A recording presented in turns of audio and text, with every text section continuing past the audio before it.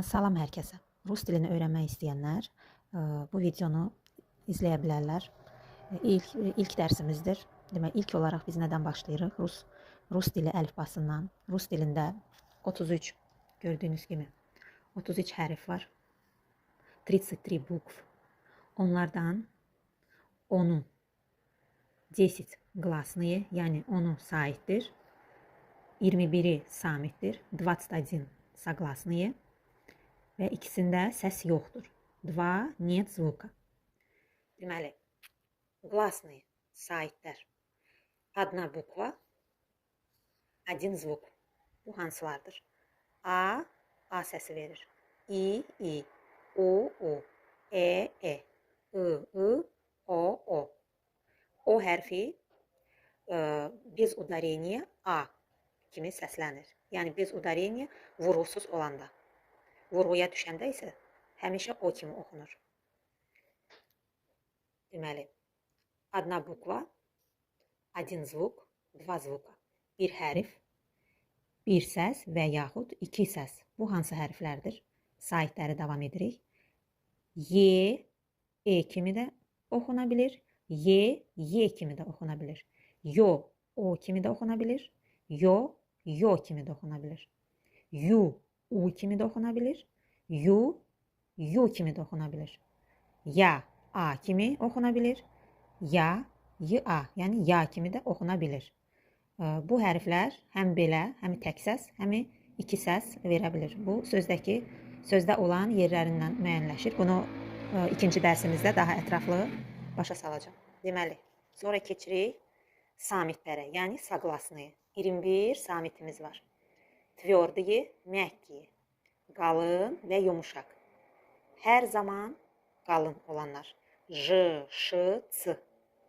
Hər zaman yumuşaq olanlar. Ç, Ş, Y. Звонкие, глухие. Cingiltili və kar. Hər zaman cingiltili olanlar. Всегда звонкие. Y, L, M, N, R. Всегда глухие, hər zaman kar. X, Ç, Ş, C. Deməli, həm qalın, həm yumuşaq olan samitlərimiz B, V, G, D, Z, K, L, M, N, P, R, S, T, F, X. Bunlar həm qalın və yaxud həm də yumuşaq ola bilərlər. Deməli, cüt samitlərimiz, yəni üstdəki cərgə cingiltili olur, altdakılar kar olur. Bunlar cütlər hansıdır? Yəni parные согласные. BP, VF, GK, DT, JŞ, ZS. Bunu belə bu cürə əzbərlədikdə yadda saxlamaq daha asan olur. Yəni bir daha təkrarlayıram. BP, VF, GK, DT, JŞ, ZS. Üst cərgə звонкий, yəni cingiltili, alt cərgə глухие, yəni kar. Deməli, yerdə qalır iki hərf. Bunlar mягкий znak və tвердый znak. Bunların нет звука, səs yox. Deməli, bayaq qeyd etdiyim kimi o hərfi iki cürə səslənir oxunuşda. Vurğu altında olanda o kimi oxunur, vurğusuz halda A kimi oxunur. Под ударением, без ударения. Например, məsələn, dom kimi oxunur, ev deməkdir.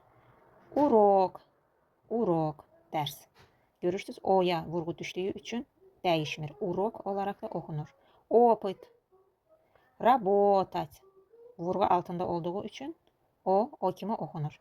İşləmək, opıt, təcrübə deməkdir. Deməli, keçdik vurğusuz halda olanda.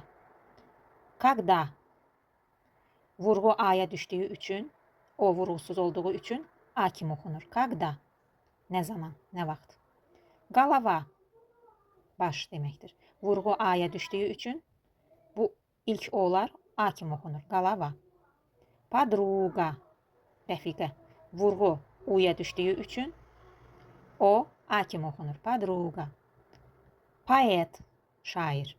Vurğu E hərfinə düşdüyü üçün o A kimi okunur? Poet. Sabaka.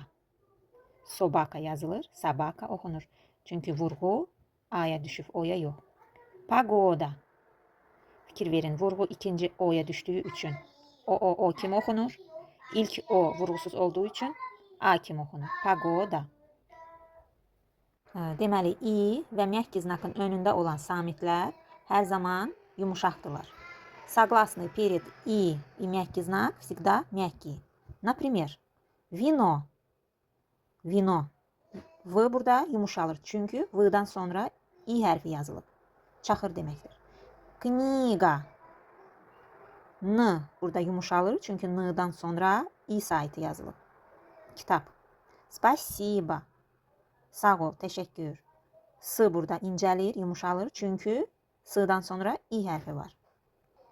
Samitdən sonra məhki znak yazılarsa, həmən samit yumuşalır. Məsələn, pismo. Görürsünüz, S burada yumuşalır. Pismo. Çünkü S'dan sonra məhki znak var. Məktub deməkdir. Film. L yumuşalır. Çünkü L'dan sonra məhki znak var. Gost. T yumuşalır. Çünkü T'dan sonra məhki znak var. Gost demirik. Gost. T'nı yumuşaldırıq. Qonaq deməkdir. Deməli, i hərfi I kimi oxunur. Əgər J, Ş, C-dan sonra yazılarsa. И читается как И, если пишется после Ж, Ш, Ц. Например, məsələn, maşina. I ilə yazılır, I ilə oxunur. Maşina. Ужин. Görürsünüz? Ужин yazılır, ужин oxunur. Çünkü i'nin önündə J var. Жизнь. I yazılır, I oxunur. Sirk. I yazılır, I oxunur.